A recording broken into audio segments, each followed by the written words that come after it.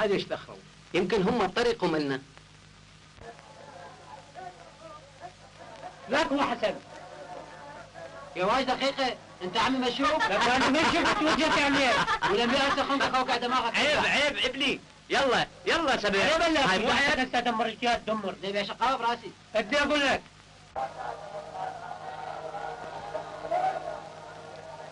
ايش بيك سبع؟ ماكو شيء، بس نهاني نلعب زرخانة وبطلنا. اهلا سميرة. اهلا عمي. اهلا حسن، شلونك؟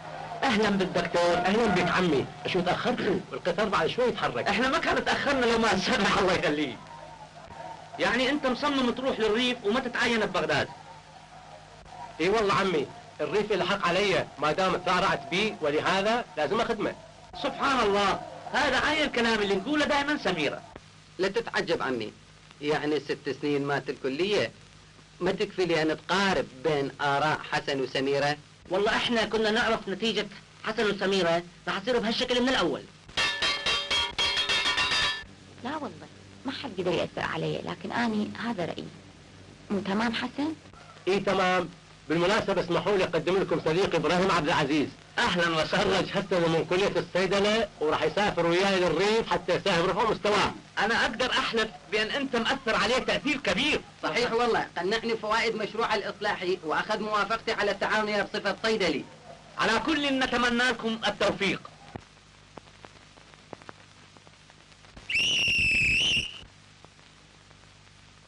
ليش متألمة سميرة؟ القطار. لا تخافين، ما راح يتحرك حالا.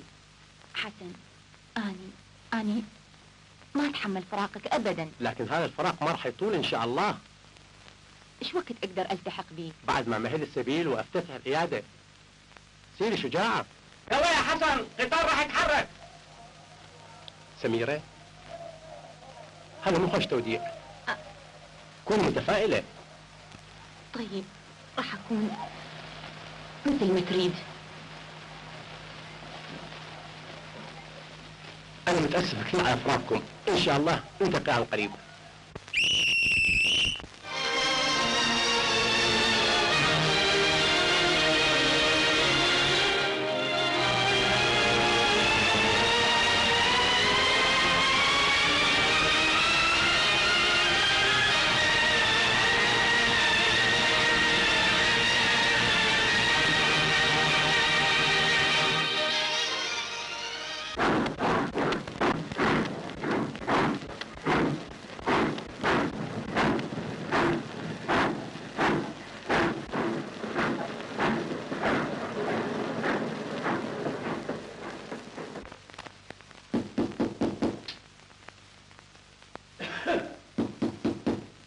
منو؟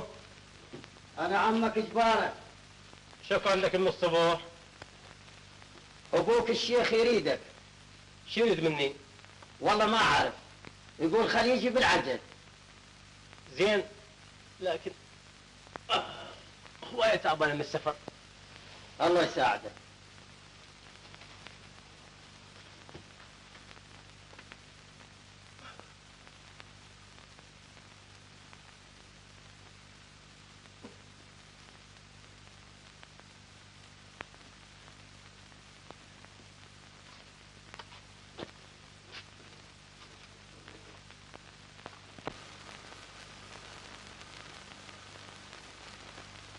صباح الخير يا ابي. هلا بيك. استريح يا ابني. عملت شي يا ابي؟ ليش ما سلمت على عمك صيهود البارحة من استقبلناك؟ والله يا ابوي انا ما قصدت تهينا، لكن هو مد لي ايده بكبرياء حتى اقبلها فرفضت. وحميدة ليش ما سلمت عليها؟ مو هي خطيبتك ولازم تتجوزها؟ لكن انا قصدي. شنو قصدك؟ ما عندي وقت للزواج. ليش؟ لان عندي فكرة مشروع اصلاحي اريد اعرضها عليك واكرس لها كل وقتي. لكن حميدة تحبك. شنو جنتك؟ يا ابد، انا اريد زوجة مثقفة تشاركني بكل حياتي وافكاري وتفهمني فهم كامل. وحميدة مع الاسف ما توفر بيه هاي الشروط. القول ينفعك وحدك، لازم تتجوز حميدة. تريد تلكس راسي بين العشيرة؟ أظنك تريد الظلمة لابنك يا أبو حسن. ما رايد منه اللي يجوز حميدة. من هو اللي قال لك حميدة تسوق له؟ مو هي بنت الشيخ سيهود اللي كل القوم صايحة الداد من ظلمه؟ هذا القول صحيح يا ام حسن، لكن ما يخوض للطلايب يا اخوي. ليش خايف منه يا أبو حسن؟ والله ما لنا عدو غيره. صدق والله يا ام حسن. احنا الفلاحين جينا نشكي لك من ظلم عمك شيخ سيهود. كل وقت ماكل حقوقنا وناشر الظلم والفساد بارضنا الحره هذه. بالله عليك ترضى هيك يا دكتور؟ والله يا قعيد انا ما ارضى مع عمي هذه واريدكم تساعدونا عليه. دكتور احنا وياك ايد وحده على كل ظالم.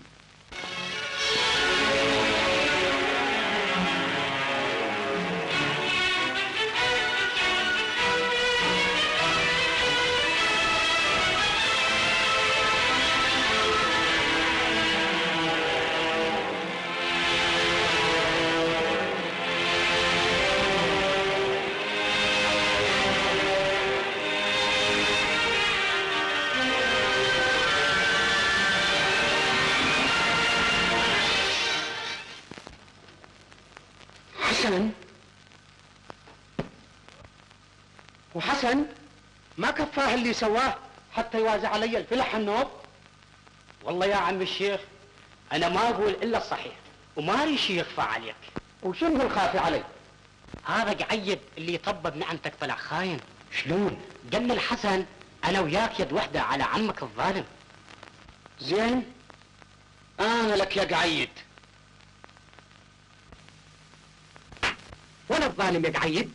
ايه والظالم الى يوم ولي انا بيه منك يا خاين.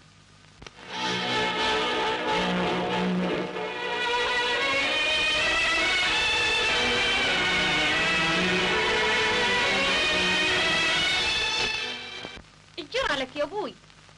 ومن الخاين؟ حسن. وماله حسن؟ يريد يفسد علي الفلح. من هو اللي قال لك يا أبوي؟ هذال. وشلون تصدق بهذال؟ ما أنت عارفه بوجهين؟ يمكن يكذب عليك. اشوفك خايفة على حسن. ما هو ابن عمي. وهذا تسميه ابن عمك؟ تهدى يا أبوي. ابعدي عني ابعدي.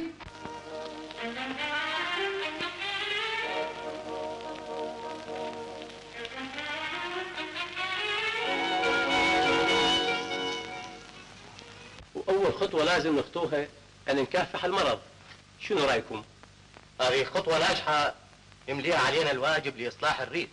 الحقيقة المرض هو العدو الأول للشعب. والله هذه فكرة ممتازة. لكن شلون نحققها؟ فكرت ان افتح عياده طبيه لمعالجه الريفيين باجور زهيده جدا وللفقراء مجانا. لكن هاي الفكرة يراد لها مال زايد حتى تتحقق. طبعا. لكن منين تجيب المال يا دكتور؟ راح اطلب من ابويا ان يخصص لنا مبالغ كافيه لهذا الغرض. مستعدين تساعدوني؟ مستعدين.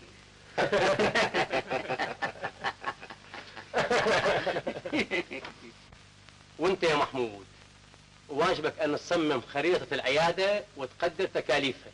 أنا مستعد تمام الاستعداد، بس على شرط واحد هو أن تسرع بالتنفيذ. خير البر عاجله. وانت يا ابراهيم تقوم بمهمة الصيدلي مثل ما اتفقنا. حاضر يا دكتور.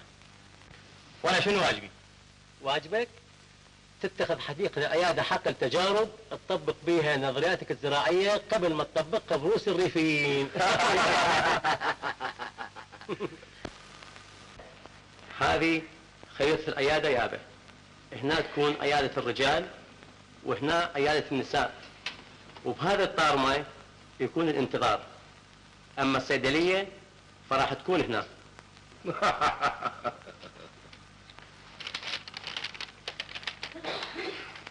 لكن يا حسن هاي الرادة لها فلوس هواية. لا ما يراد لها الا 1000 دينار. كان نقضى لنا فلوسين هو. الفلوس تنصرف على الخير مو نوى، لأن راح خلد بيها ذكرك. الفلوس تروح لكن الذكر الطيب ما يروح.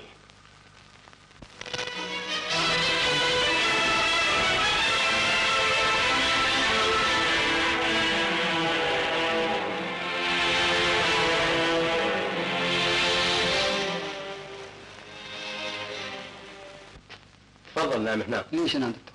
حتى افحصك. دكتور شو تريد تسوي؟ انت ليش خايف؟ يلا نام.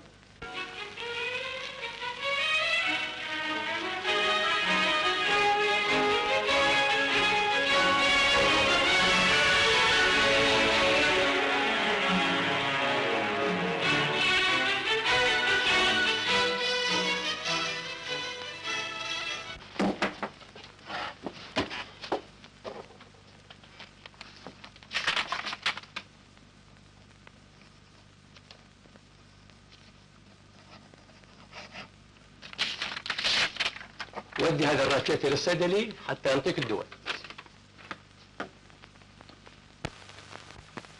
اسمك؟ تريد تاخذني عسكر؟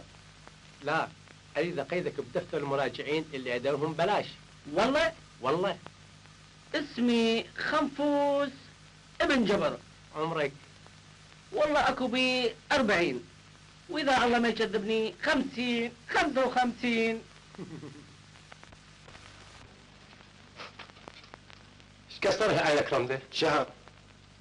وليش ما جت من قبل؟ عبود المزين خلال كوبري. زين، تعال بكره وسط جماعتك لهم على عبود المزين. ما يخالف.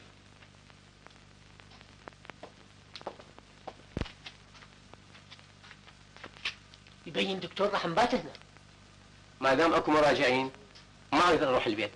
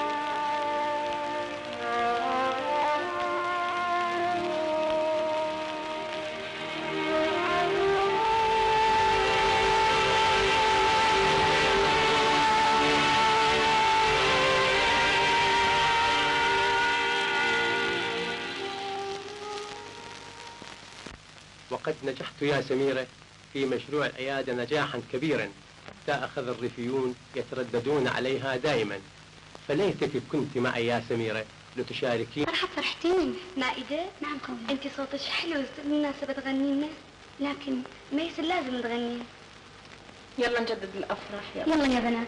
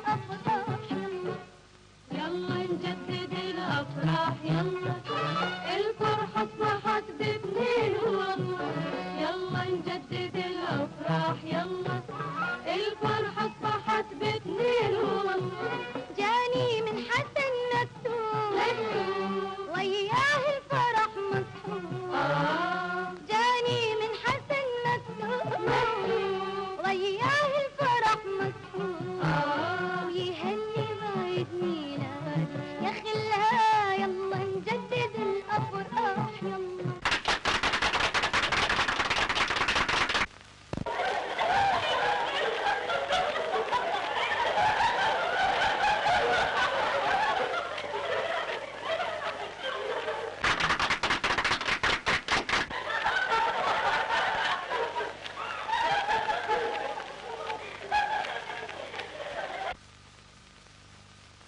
ولا تعطيني ملك الدنيا كلها ما اطلق مرتي ولا اخليك تاخذها مني. يعني ما اعطي عمري؟ ما اعطي الا امر ربي. وقف. شو تريد؟ يعني هذا مو انسان؟ مو من حقه ان يحافظ على حياته وكرامته؟ وشنو اللي خلاك تقول هذا القول وتسوي له قدر عندك؟ شعوري كإنسان يحمل الحب للجميع. المحبة هي أحسن رأس مال للإنسان بالحياة، لكن أنت لا تحبهم ولا ترحمهم، ولهذا كلهم يكرهوك. وانا الظالم يا حسن؟ انت ليش ما تجوز من هالاعمال؟ يا أعمال هذه؟ ما اريدك توصل لديرة نهاي ولا تتصل بفلحي. أنا حر، وين ما أريد أروح أروح، هدد مثل ما يعجبك. اطلع ولا تراويني وجهك.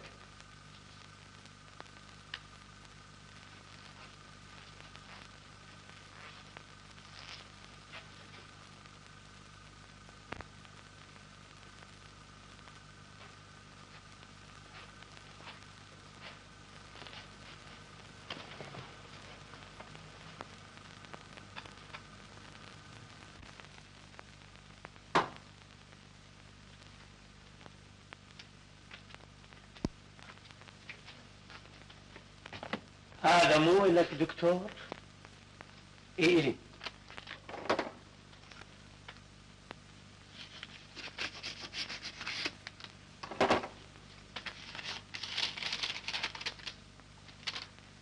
مو من سمي يا دكتور؟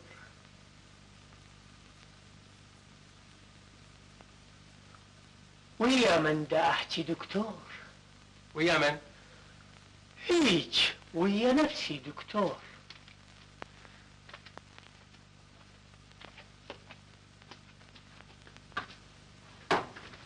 هذا وأن قلبي يحدثني بأننا سنلتقي معا وفي وقت قريب جدا، فهل تراهنني؟ إليك قبلاتي وتمنياتي لك بالموفقية.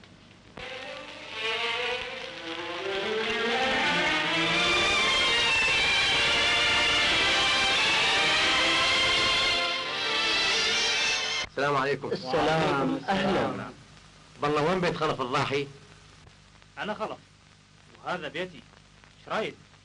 سبع قال لي مرتك معسرة ومخطرة وجيت أشوفها. الزمن يشوف مرتي؟ اسمع خلف، مرتك مخطرة ويمكن تموت إذا ظلت على هالحال. وهاي جدتنا أم عبود المزين ايش فيها؟ لكن إذا ماتت أنت مسؤول. هي لو تريد خلصت من يوم خال ايش بيده لو بيد الله هسه خليها تجي.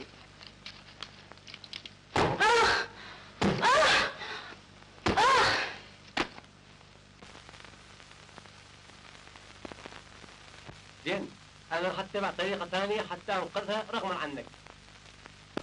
ألو؟ سميرة؟ اسمعي، هسه مو وقت مجاملات. أكو عندنا مرة بحالة خطرة، لازم تجين تنقذيها. لا والله الله يفحصها. تعالي بسيارتكم ويا أبوك حالا.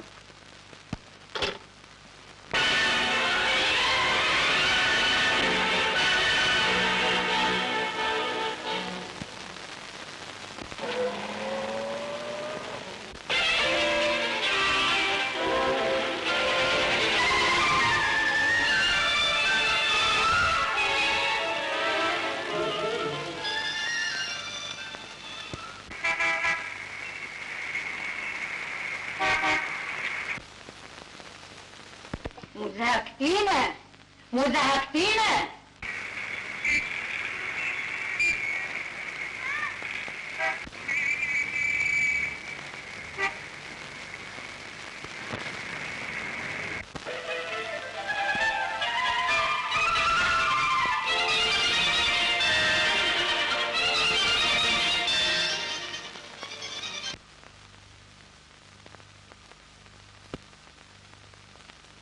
البنزين خلاص.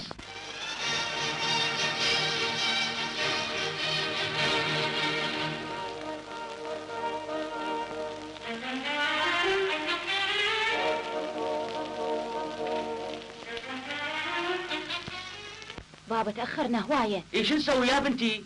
ما تقولي لي شو نسوي؟ منين نروح نجيب بنزين؟ شلون؟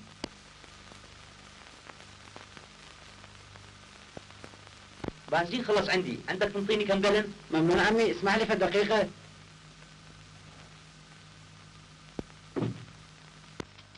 ماتت شيلوها. انت ليش ما خليتي الدكتور يشوفها ويداويها؟ ما تخافين من الله؟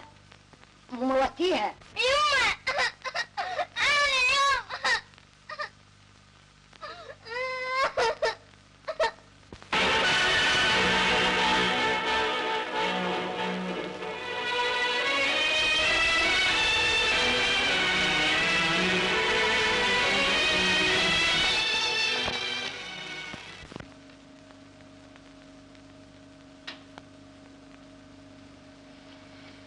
شفتي جدة؟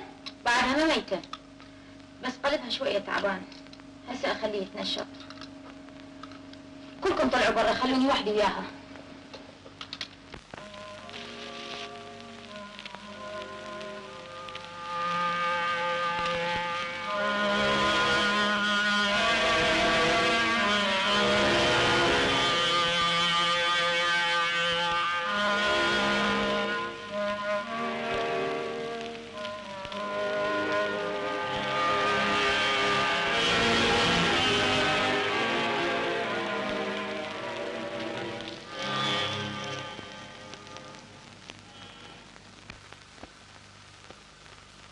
اسمح لي اقدم لك العم والد سميرة. اهلا وسهلا. مقدم لك البطلة الدكتورة سميرة. صدق بطلة، عاشتي لي جبتي على النجاح، وشلون عرفت يابا؟ وصلتني اخبارها، الناس كلها عرفت بنجاحها بالعملية. العفو عمي، هذا واجب. يا هلا بيكم، تفضلوا استريحوا.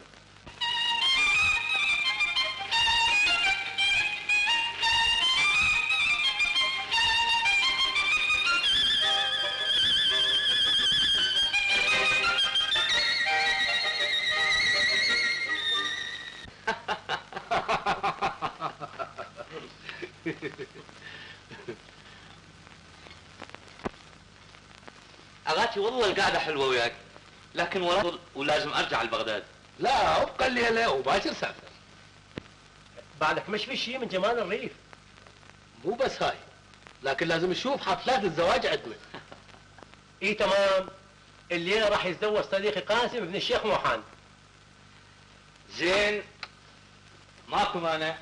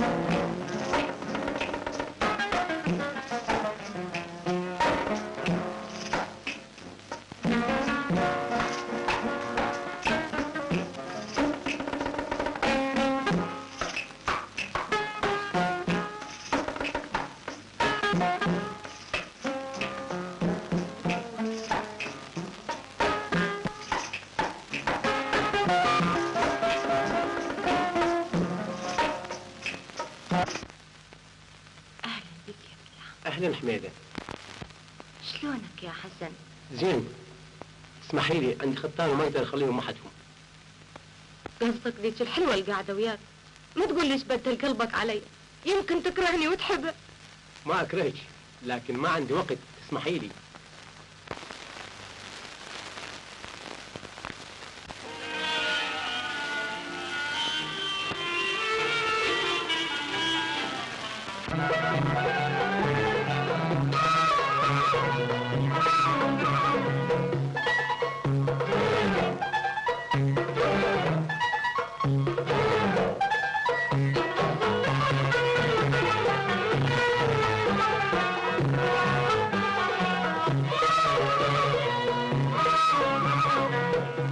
شباب الريف فنون طرب عيننا، اي والله عيبنا. احنا شباب الريف فنون طرب عيننا، اي والله عيبنا. هذه الارض ارضنا، هذه الارض ارضنا، هذه منازلنا.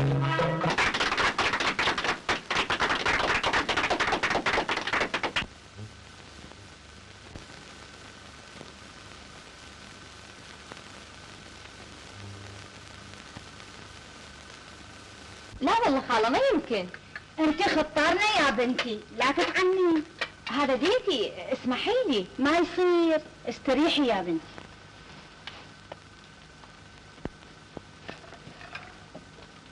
مسرور. نعم. مسرور. نعم.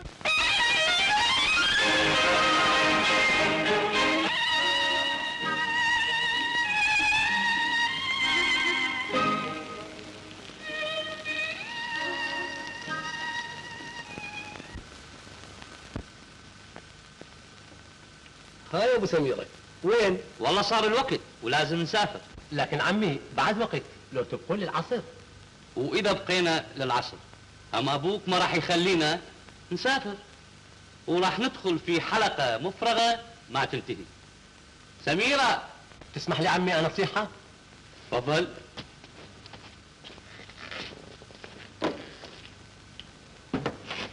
ها حسن، خير ان شاء الله. اسمع يا سميرة، بابا يريد يرجع لبغداد هسه، وتعرفين احنا اتفقنا على ان ننتهز الفرصة حتى تقيم بالريف. تعرفين ايش راح اسوي؟ ايش راح تسوي؟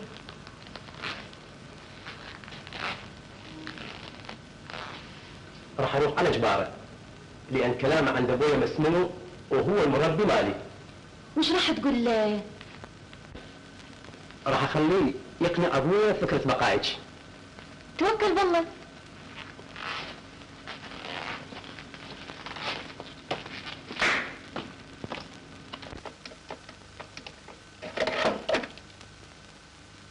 ترى ابو هذا خرابوي.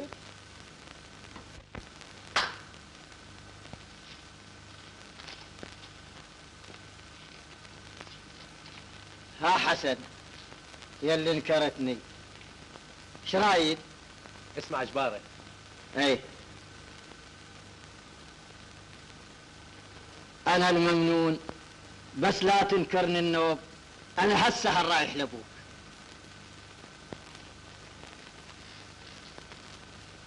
في الواقع يا ابو حسن ريفنا هواية جميل وساحر، لكن يراد عيادة قوية حتى تنهض بيه. البركة بيد الشباب وهمتهم. يا الله صبحكم الله بالخير. يا اهلا بجبارة. تسافرون؟ ليش هالعجلة يا ابو سميرة؟ والله جبار انا اسف جدا، لان ما اقدر اتاخر اكثر من اللازم. وسميرة ليش تاخذها وياك؟ لا عاد شلون؟ تريدني ارجع وحدي؟ يبين لك عداوه وياي. لكن نساء الريف بحاجة إلها حتى تعالجهم وتنقذ حياتهم، ممكن ترجع. تريد الصدق يا ابو سميرة؟ بدك نريدها ولازم تظل هنا. صحيح والله، البيت بيتنا وهذا البيت بيتها، واحنا راح نرعاها مثل ما ترعاها وازود. شنو رايك يا بنتي؟ ما عندي مانع ما دام الواجب يناديني وما دام انتم رايدين. يعني انت موافقه سميره؟ موافقه اذا انت موافق. وانت يا ابو حسن موافق؟ وهاي راد لها قول. يعني قابل بس بقت علي انا موافق اغاتي علشان تجي وياي لبغداد. ليش اجعود؟ حتى تشوف ايش قد صايره بغداد مدينه عظيمه. عبالك بس انت تسوي دعايه للريف هالشيء. والله صار زمان ما شايف. يلا لعد. اسمح لي دقيقة أروح أبدل هدومي وأجي. اتفضل يا غاتي.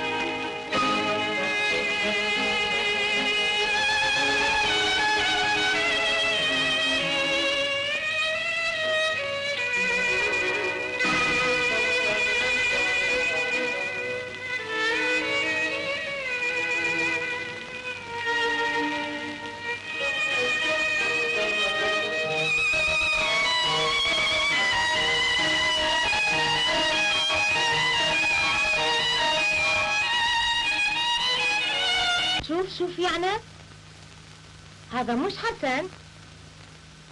اي والله هو، لكن هذه منو اللي وياه؟ اظنها الدكتورة اللي شفناها البارحة بالعرس. اي والله هي، لكن تعرفين يا حميدة ايش قد حلوة؟ اي والله حلوة، اللي يريدها يبين حسن يحبها. اكو واحد ما يحب واحدة مثلها؟ اذا عجبتك تقدر تشوفها. لا، انا شفتها ببيت الشيخ موحان. اتمنى هذه اللحظات ما تنتهي الى نهاية العمر. ان شاء الله ما تنتهي ما دام احنا سوا. لكن تعرف يا حسن، اني ما اقدر افارقك مرة ثانية. ومنو قلش راح نفترق بعد اليوم؟ متأكد؟ طبعا، ما دام الصادقة ابوي وابوك نعتبر قضية الزواج منتهية ان شاء الله. شايفها شو فرحانة وياه؟ يمكن يريد يتجوزها. انا احبها ويقدر يتجوزها. هاي لا تقوليها يا حميدة، انا ابن الشيخ صيهود ومن هو اللي يقدر علي. صدق والله يا عناد، انت زينة رجال العشيرة. الحقيقة انا حبيت الابوك هواية. لا تشتيش حكي ترى غار. واذا ما ترضى حبيت امك هم. وامه محبتك اذا ما ترضين. وشلون عرفت؟ قالت لي البارحة، وهذه اول خطوة في طريق نجاحنا. صدق ذكرتني بابوك، شو لسه ما جا من بغداد؟ مو صار لي اسبوع من راح؟ غير السوش من وش الله يخليه، اخذ البغداد حتى يفزع علينا.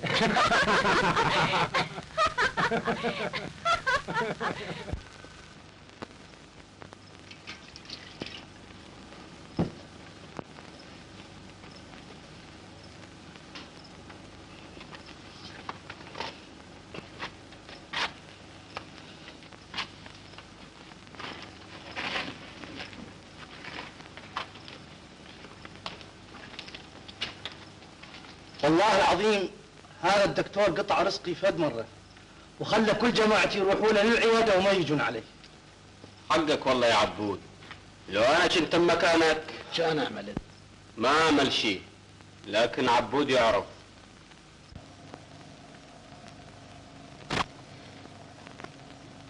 يا جماعة جاء عناد، خلينا نشوف شنو اخباره.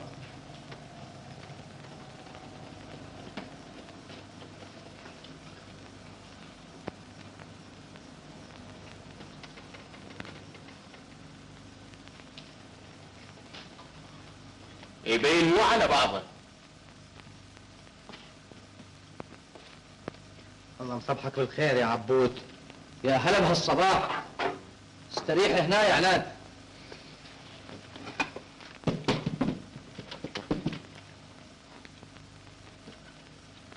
الله بالخير يا عناد. شلونك؟ الله بالخير. ايش بيك يا عناد؟ بين مو على بعضك. تريد الصدق يا عبود، هاني عاشق. عاشق؟ ومن هي اللي عاشقها؟ واحدة ما تطح بالايد. وليش ما تتجوزها؟ اتجوزها وانا قادر اتجوزها؟ انت ابن الشيخ صيهود وتعصى عليك وحده. لو كانت من عربنا ما كان كتلنا في ذين، لكن هي من بغداد. من بغداد؟ من هي؟ سميرة، يسمونها الدكتورة سميرة. مو هي اللي ولدت مرت خلف الضاحي؟ ايه هي. وليش مهتم؟ تقدر تاخذها. ومن هو اللي يقول ما رجعت لبغداد؟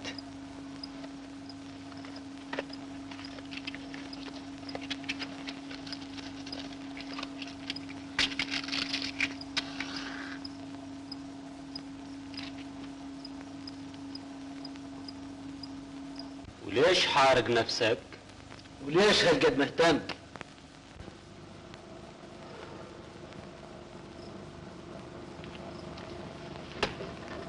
هي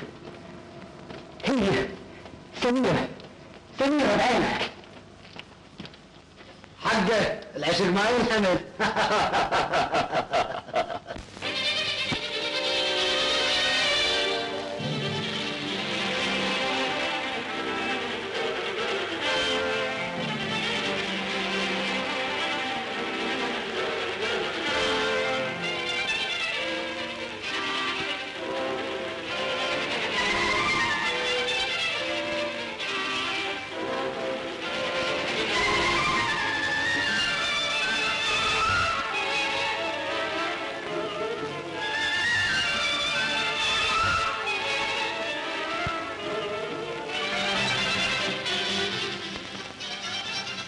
اهلا دكتورة، تفضلي.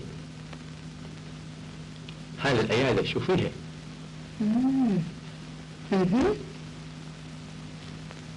تفضلي.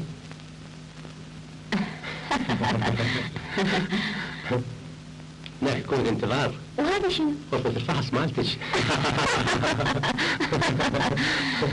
جدا عظيمة.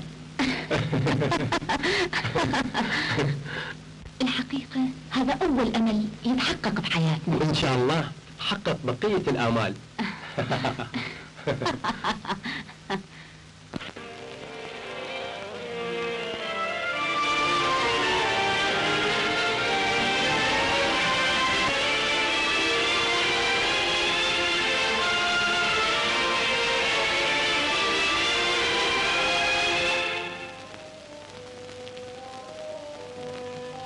وليش حسن ما يريد يتجوز اختي حميده؟ لا ما اظن، لان الناس كلها تقول يريد يتجوز الدكتوره. الدكتورة سميرة؟ ايه سميرة.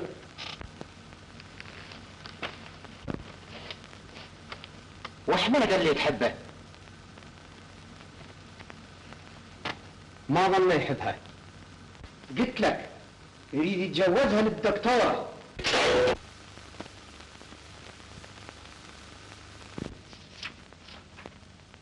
ها سبع، شو تريد؟ ما في شيء، بس اقول لك وقت دوامنا انتهى. روح شوف بعدكم مراجعين؟ لا ماكو مراجعين. روح شوف. دا اقول لك ماكو مراجعين، بالقوة المراجعين. وانت ايش بك صاير عصبي؟ ما صاير عصبي دا اقول لك.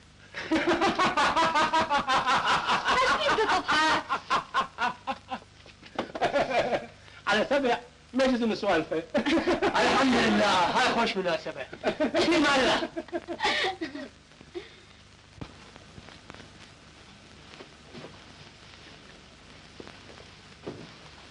شلون الاحوال اليوم؟ على خير ما يرام. وشلون الوضع المالي؟ لا بأس. يبين تعبان هوايه. طبعا لأن المراجعين هواية. ما يهم، هذا دليل على نجاح مشروعنا. طبعا.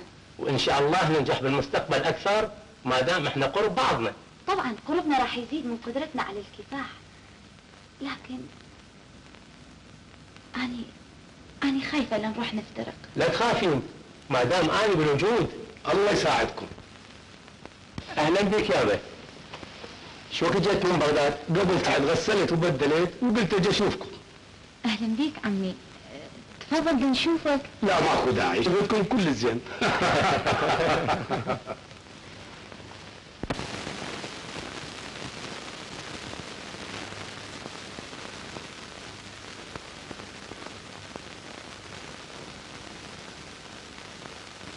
يا حيف على محبة الحسن، طلع خاين بذات مستاهلة، كل الخطابة مالتهم من أجله.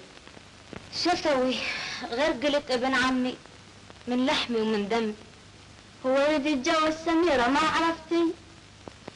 ايه عرفت، لكن كل القوم تعرفوا بقصتهم.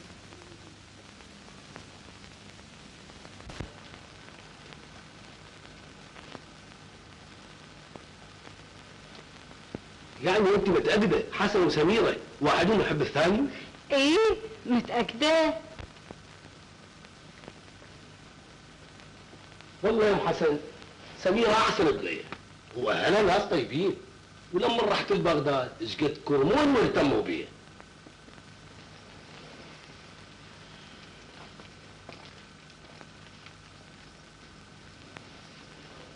شنو رايك لو نجوزهم؟ والله رأيي مثل رأيك. خلينا نتوكل بالله. يلا. أنا ما أريد هذا الدكتور يعيش هنا، لازم أهججه وانتقم منه. والله يا عبود أنا بخدمتك. مو إحنا عندك. صدق إحنا عندك.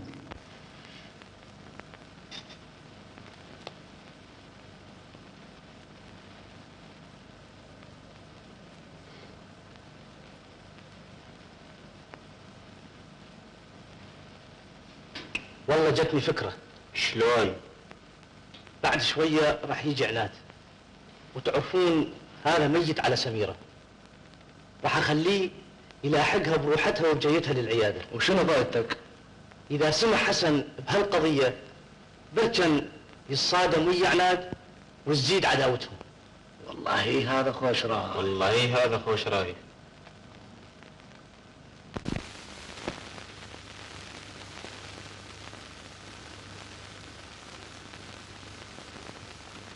شو تريد؟ مو انت سميرة؟ نعم دكتورة سميرة. دكتور حسن راح يداوي مريض، تريد انتظره برا. يا ريته يتأخر هواية. أرجوك ابتعد عني. ما لي شيء. سامع سامع.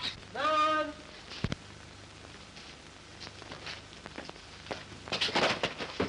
لعبوها هاتي. هذا ايش فيه؟ الحقه الحقه. من هو؟ هذا اللي شفته. لكن هذا نزل. ما عرفت شكله؟ غير قولي لي حتى اعرف شكله زين. هاجمني النذل وراد يعتدي علي لو ما اصيح عليه. وين كنت؟ استريحي دكتورة، انا راح ادور عليه ولا احد اسود المي. انا شبع واسمي علي.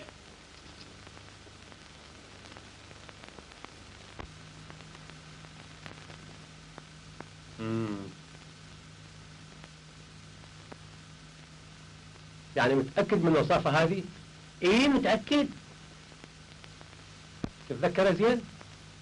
ايه اتذكر كل زين، لكن ما شفت وجهه.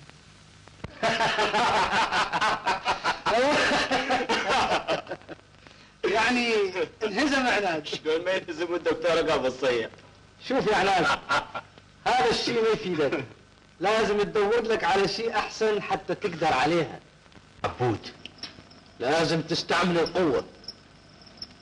استعمل القوة؟ ويا ابن عمي؟ وحسن السمير ابن عمك وهو اللي معاديك ومعادي اهلك. الله يساعدك يا عبود.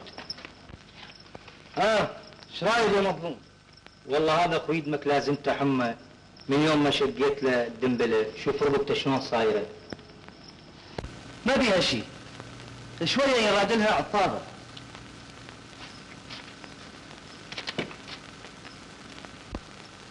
شوف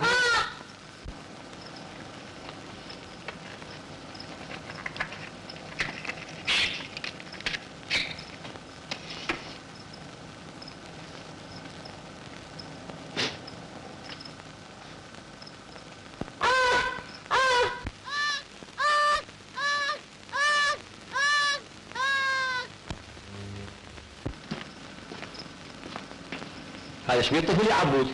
ما في شيء يا دكتور. تريد صدق يا دكتور؟ عبود من جرح الدنبله مالته ما شاف عافيه منها ذاك اليوم. تلقى الدنبله؟ وشلون دواها؟ قول لي يا عبود شلون داويتها؟ ما سويت لها شيء، لكن حرقتها وهي تطيب. شوف اقول لك يا عبود، اني امنعك للمره الاخيره من ممارسه الاعمال الممنوعه. انت جاهل، والجهل مالك يعرض الناس وارواحهم للخطر.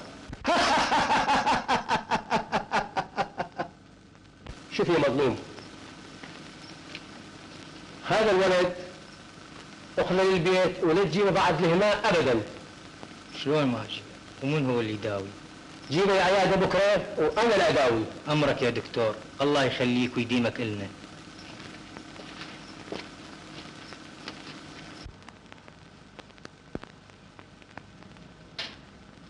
شفت يا عناد الدكتور ابن عمك ايش دا يسوي؟ شفت، وفوقها حتى سلام ما سلم عليك. ما يخالف، لا يسلم، بس انا له. مو بس انت له، هذا عدونا كلنا، ولازم ننتقم منه.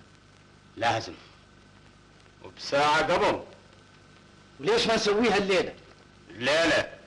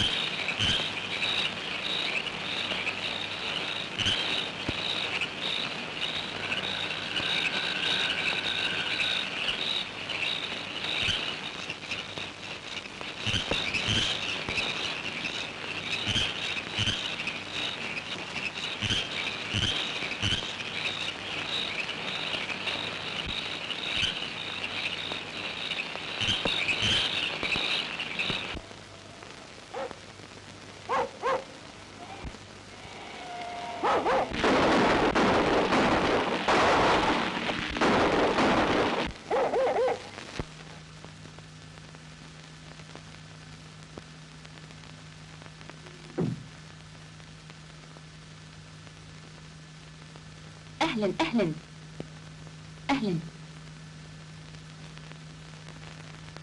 دكتور حسن وين راح؟ والله راح عند مريض مخطر. تردي إلك؟ لا أريدك إلك. تفضلي أختي.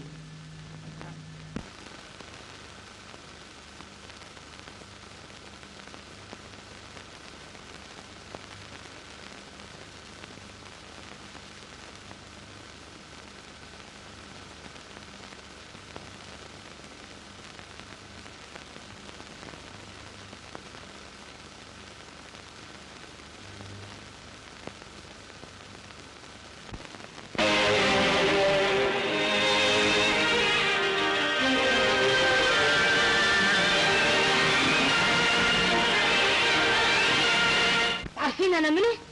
أنا حميدة مخطوبة حسن بنت عمه. كنت متأملة أتجوزه ويتهنى بي قلبي، لكن أنت تكتي مني وشفيتي بي العدوان. أنا أحبه وهو يحبني، ومستحيل واحدنا يفترق عن الثاني للموت. ما راح تجوزيني وتخليه إلي وحدي؟ ما تجاوبين. أشو سكتي؟ وش تريدين هسه؟ أنا هسه أخذ الثار منك وطلع.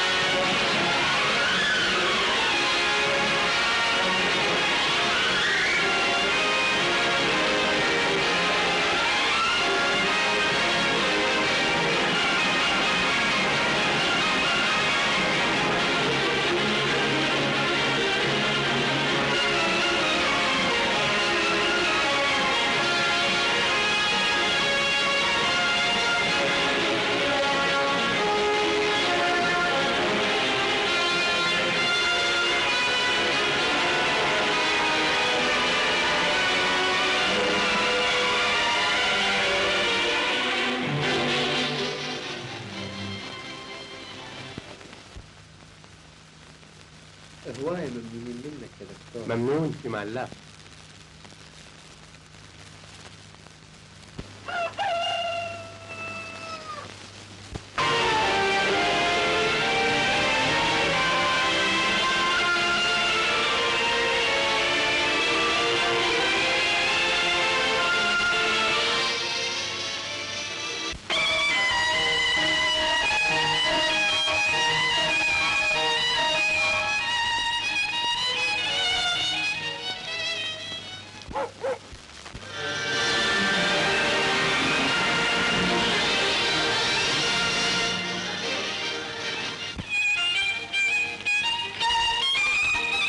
سبع ايش ذاك العيادة؟ والله دكتور انت تجيب لك هذا المريض للعيادة.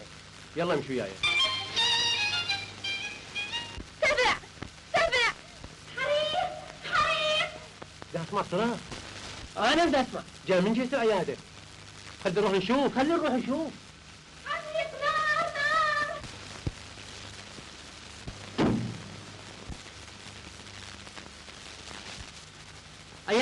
عيادة خرقت.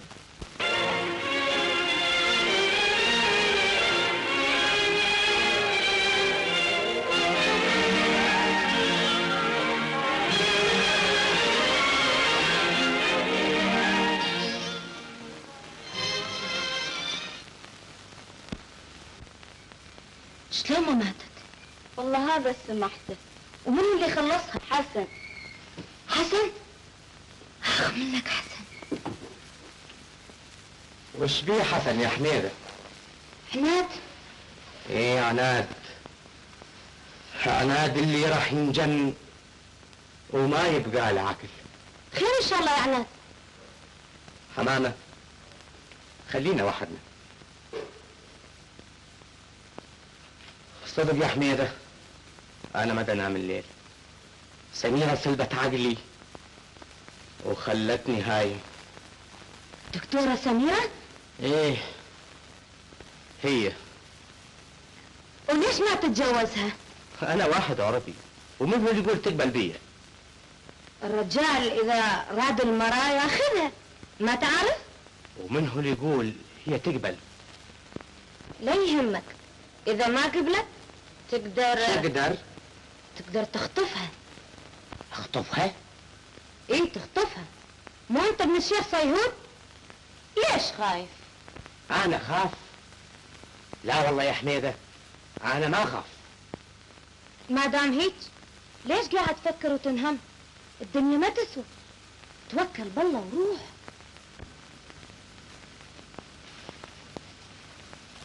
وحسن اخاف يريد يتجوزها.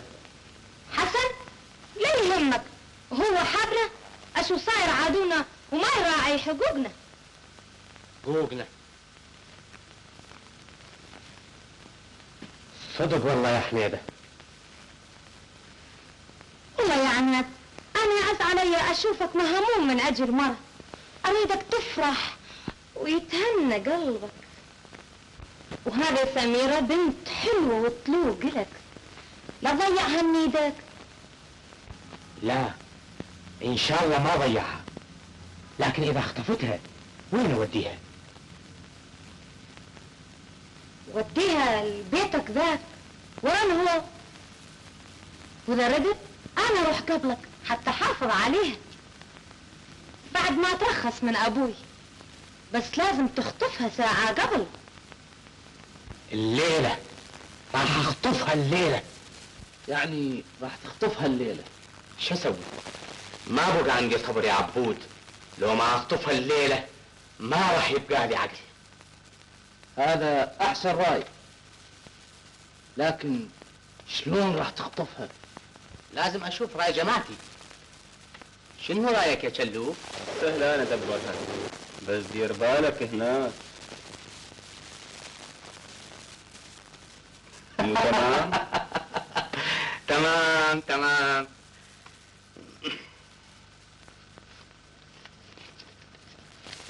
تفضل، هذا البيع وانا الممنون،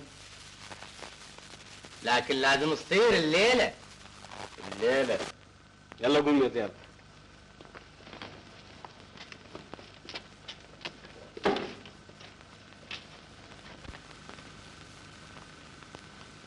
والله يا حسن انت تعبتني مشاريعك هذه.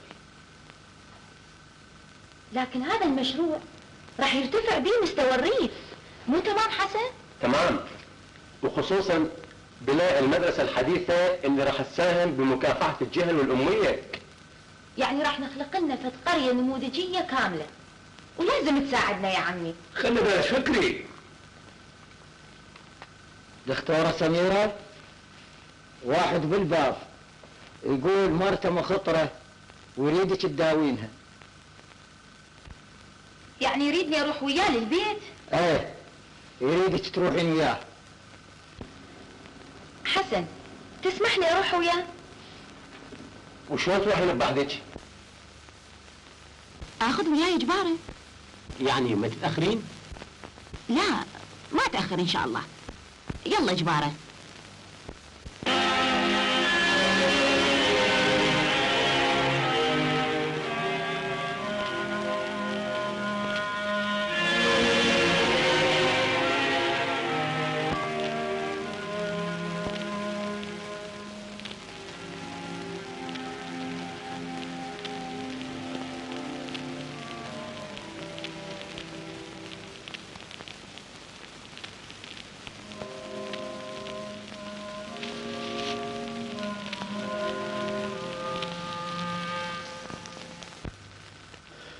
حاج مارة، ايش بيك؟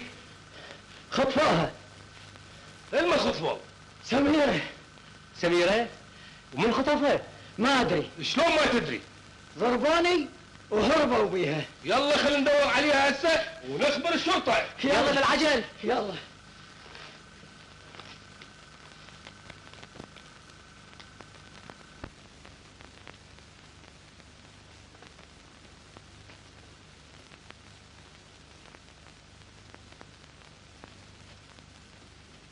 صح النوم.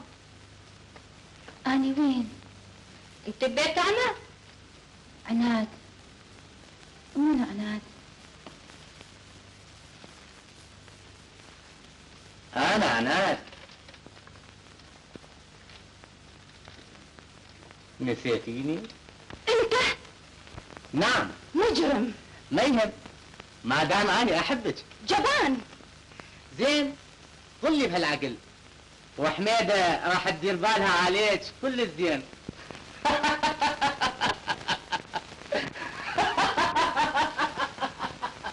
يريد تتجوزي؟ أنا خطيبة حسن، ما تعرفين دكتور حسن؟ شلون ما عرفوا هو عدوي. عدوك؟ شنو الداعي اقول؟ يلا ما تتجوزي؟ مستحيل.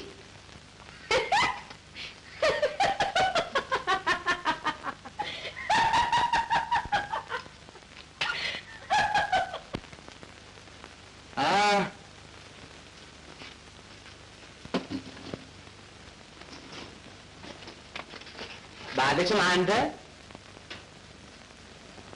أرجوك ما عندك وجدان؟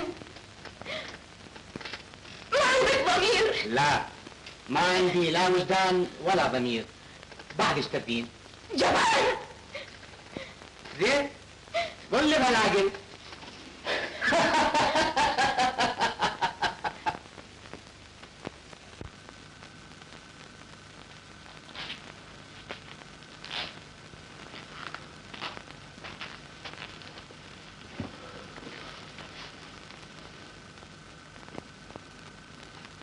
حسن بشر.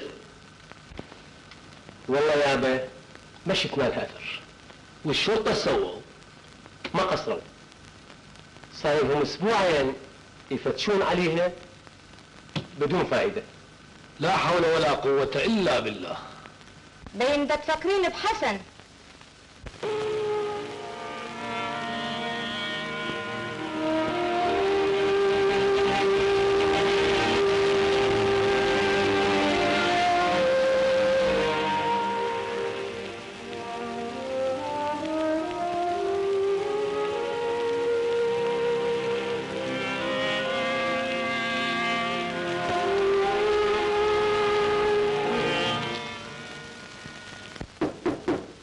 ادخل. دكتور، إلك عندي بشارة. بشارة؟ عبود المزين يريد يشوفك. عبود؟ شريد؟ أدى أخبار مهمة عن سميرة. سميرة؟ إيه. خليه يدخل. تفضل.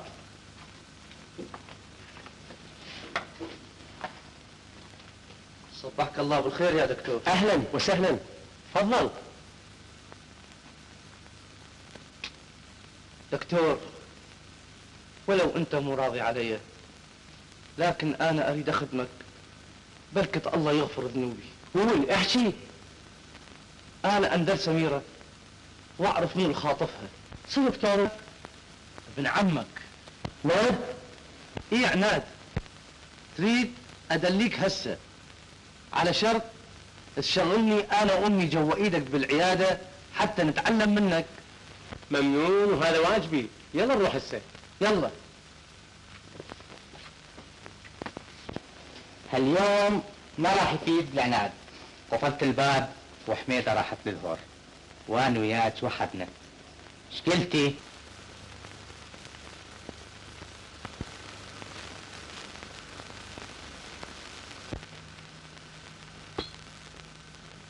وين كوخ عناد؟ ذاك هو. وين؟ ذاك هو فوق السردة. زين.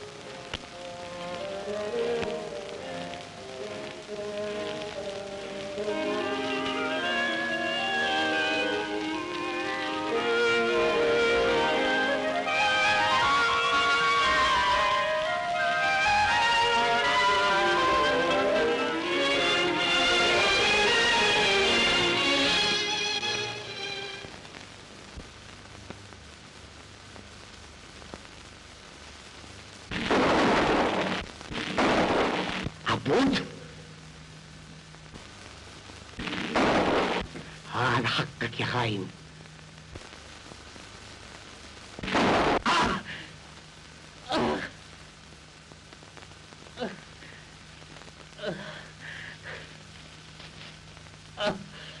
الحق لي حسن.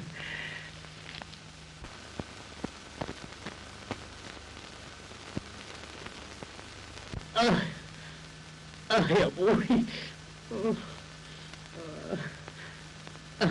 شبيك يا اخوي؟ شبيك؟ شبيك يا اخوي؟ مهدى. شبيك مهدى على ابن عمي. هاي عناد. يا حسن.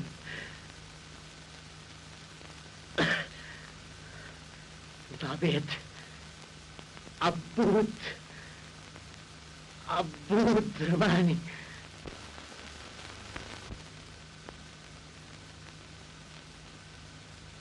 سميرة، صار عندنا نزيف، لازم نشجوه بصورة مؤقتة حتى ننقل العيادة. لكن ليش نضمده؟ ها، جتني فكرة. ما تنتم شفيتك؟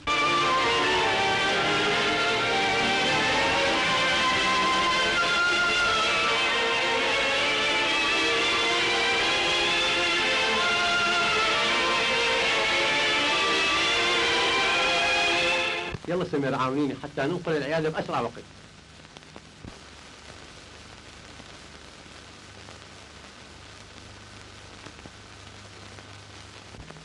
ما أدري شلون أجازيك يا سميرة.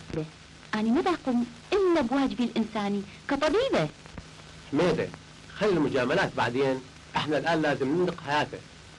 ما هذا شو يا حسن، عاديتك حاربتك وهددت سعادتك ونويت على قتلك، وانت تريد تخلصني من الموت. أنا خجلانة يا حسن، أردكم تسامحون. الحب يا سميرة هو اللي عم عيوني ما خلاني أشوف درب. هذا حقك الطبيعي، أنا ما لومك أبدا يا حميدة. خلوا ننسى كل اللي فات، الحياة جميلة وما لازم نلوث جمالها بالحقد والكراهية والحروب. وإن شاء الله نجتمع من جديد ونتحد كلنا سوا ضد المرض والجهل والأمية.